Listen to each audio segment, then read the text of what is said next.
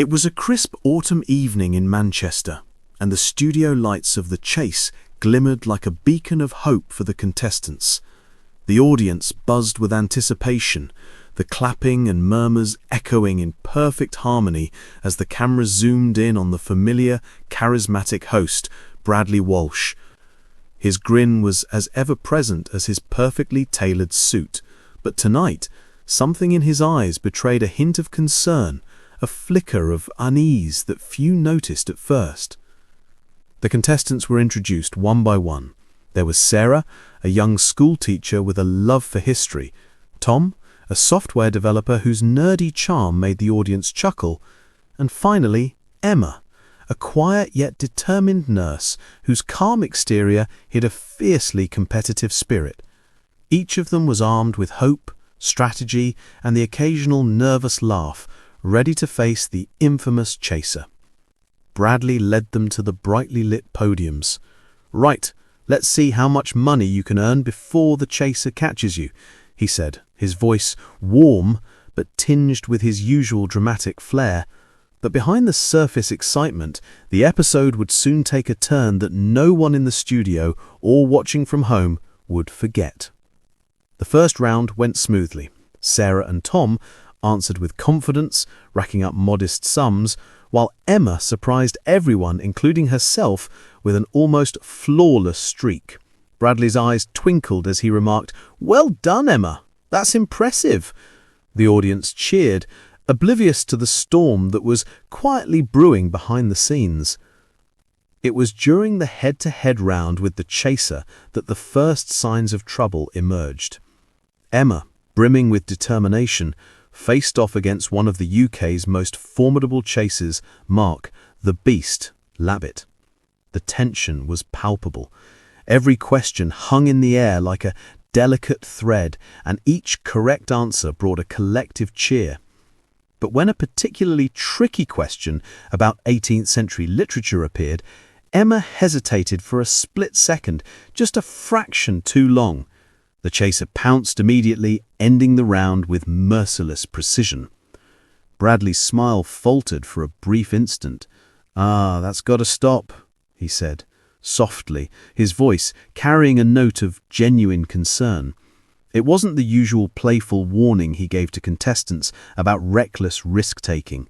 There was something more profound behind those words, a mixture of sympathy, frustration, and the understanding that comes from witnessing heartbreak unfold in real time.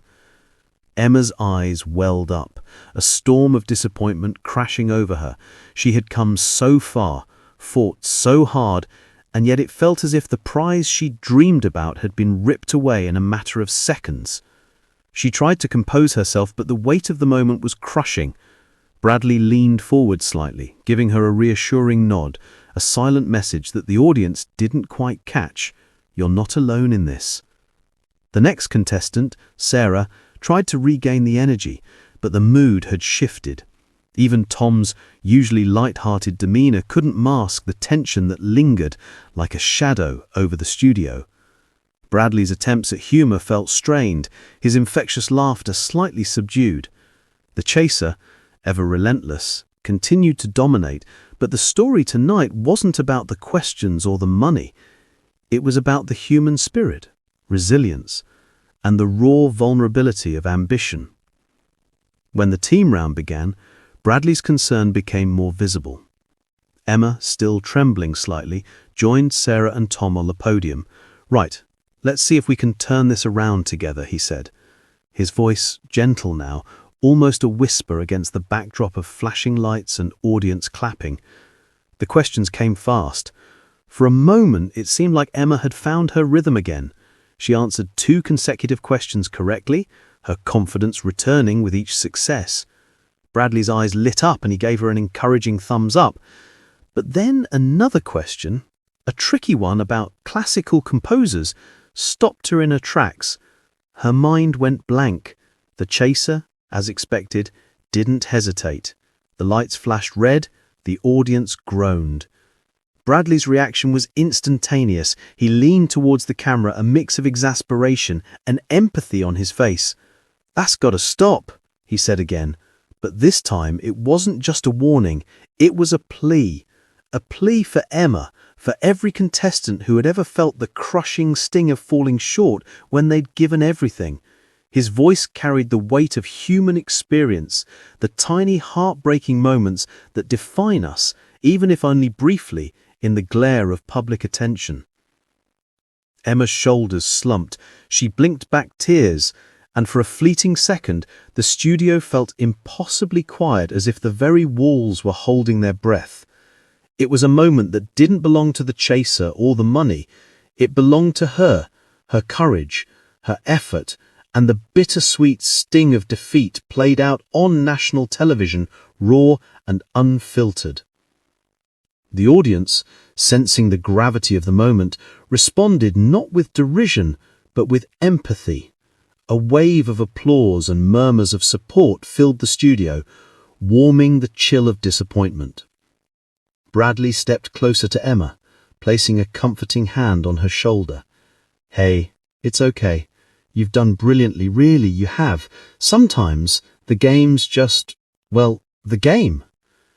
Even the chaser, often seen as the embodiment of relentless precision, seemed to soften slightly. There was a pause, almost imperceptible, as if he recognized the heartbreak that had unfolded. It was rare to see such human moments in a competition built on speed, knowledge, and nerves of steel. As the show continued, Emma's teammates rallied around her. Sarah and Tom took turns answering questions, their energy rising with each correct response. Bradley's presence, as always, was a guiding force. He cracked jokes, offered encouragement, and maintained the delicate balance between competition and compassion. Yet the memory of Emma's moment lingered, an indelible mark of vulnerability in a world that often prizes only triumph. By the end of the episode, the team had managed to secure a respectable sum, but the narrative had shifted. The story wasn't about winning or losing, it was about the emotional journey, the human connection, and the courage to face adversity under the unforgiving glare of television lights. As the credits rolled, viewers at home shared their reactions on social media. Clips of Emma's struggle, Bradley's empathetic gestures, and the chaser's subtle acknowledgement went viral. Comments poured in. "Bradley Walsh is more than a host, he's a human being who sees us." Another noted, "I cried when she froze. It was so real, so raw." Backstage, Emma wiped her tears, smiling faintly through the residual sting of disappointment. Bradley approached her one last time. "You did amazing tonight. Don't let this moment define you. You've got brains, courage, and heart, more than most people will ever show under pressure." Emma nodded, a sense of quiet pride replacing the earlier heartbreak. She had faced the chaser, faced herself, and even in that brief moment of faltering, she had emerged stronger. Bradley's words echoed in her mind. That's got to stop. Not the losing, not the struggle, but the notion that moments like this define us. The moment had passed, but the lessons remained. For viewers, it was a powerful reminder. Life, much like the chase, isn't always about winning. It's about showing up, giving your all, and navigating heartbreak with grace. And sometimes it's about a host standing beside you with genuine care, telling you that setbacks, however painful, don't have the final word. As Emma left the studio, she carried more than just the memory of a lost round. She carried resilience, courage, and the affirmation that even in moments of heartache, someone sees your effort, someone recognizes your struggle, and sometimes, just sometimes, that makes all the difference. And Bradley Walsh? He returned to his host chair, the evening's tension slowly giving way to laughter, questions, and competition once more. Yet for him, and for everyone who witnessed it, that heartbreaking moment remained, a reminder that even on a show built for triumph, the most human moments are often the most unforgettable.